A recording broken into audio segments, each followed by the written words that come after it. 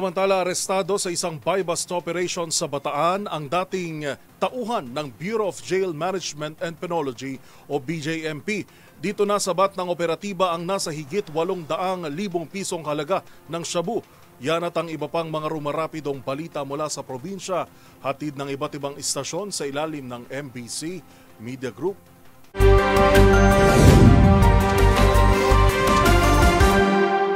Arestado ng mga tauhan ng Station Drug Enforcement Unit, SDEU, ng Dinalupian Municipal Police Station, MPS, ang isang 31 anyos na lalaki na dati itong miyembro ng BJMP Dinalupihan sa ikinasang matagumpay na buy-bust operation na isinagawa alas 5:30 ng hapon kahapon sa Barangay Daang Bago, Dinalupian, Bataan. Kinilala ang suspect na arestado sa alias DC na nasa kote matapos benta dito ang isang pay-per-pusher buyer ng isang pakete ng hininalan shabu kapalit ng markadong 1,000 piso. Na-recover din mula sa kanya ang nasabing mark money, isa pang pakete na shabu at isang malaking sachet ng hininalan shabu. Tinatayang nasa 122.10 gramo ang kabuang timbang ng nakumpisang illegal na droga na may tinatayang standard drug price na 830,280 pesos. Kasalukuyang nasa kustodiya na ng Dinalupian Municipal Police Station ang suspect at naharap ito sa kasong paglabag sa Section 5 at 11, Article 2 ng Republic Act 9165 o ang Comprehensive Dangerous Drug Act of 2002.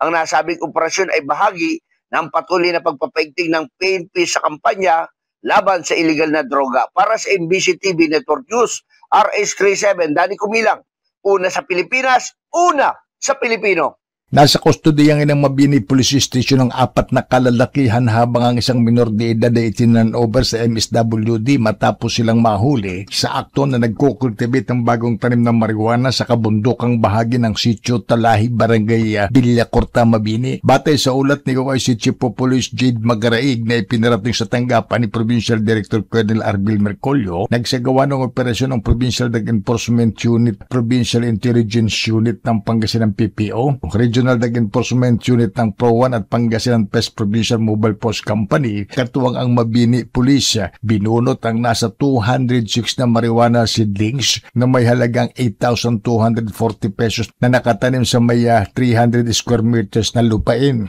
Isa sa mga suspect, nahulihan pa ng isang airsoft na baril na converted sa caliber 22 at nasamsaman din ng isang bala ng caliber 20 at 12 gauge shotgun. Naharap ngayon sa kaukulang kaso ang mga arestadong suspect. Para sa MBC TV Network News, ito si Freddy Pajardo, Aris 38, una sa Pilipinas, una sa Pilipino. 8 katao ang nasugatan sa karambolan ng 5 sasakyan sa Ligarda Road dito sa lungsod kahapon ng umaga. Ayon sa Baguio City Emergency Medical Services, 7 pasyente ang sinugod sa paggamutan samantalang ang isa ay pinawi matapos malapatan ng lunas ang tinamo nitong sugat.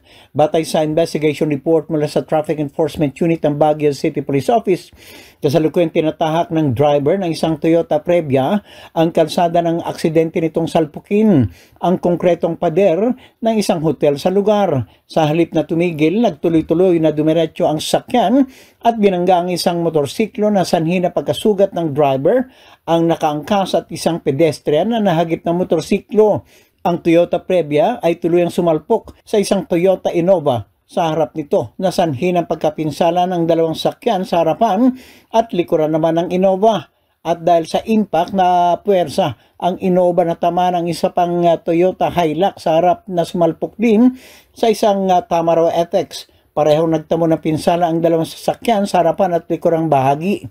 Tuloy tumigil ang Toyota Previa matapos bumangga sa pader ng parking entrance sa isang restaurant na nagdulot ng mas malalang pinsala sa sasakyan. Nagresponde ang mga personnel ng Baguio City Emergency Medical Services sa pinangyarihan ng sakuna at isinugod sa paggamutan ang mga sugatang individual para magamot. Para sa MBC TV Network News, ito si Ronnie Gonzalez, una sa Pilipinas, una sa Pilipino.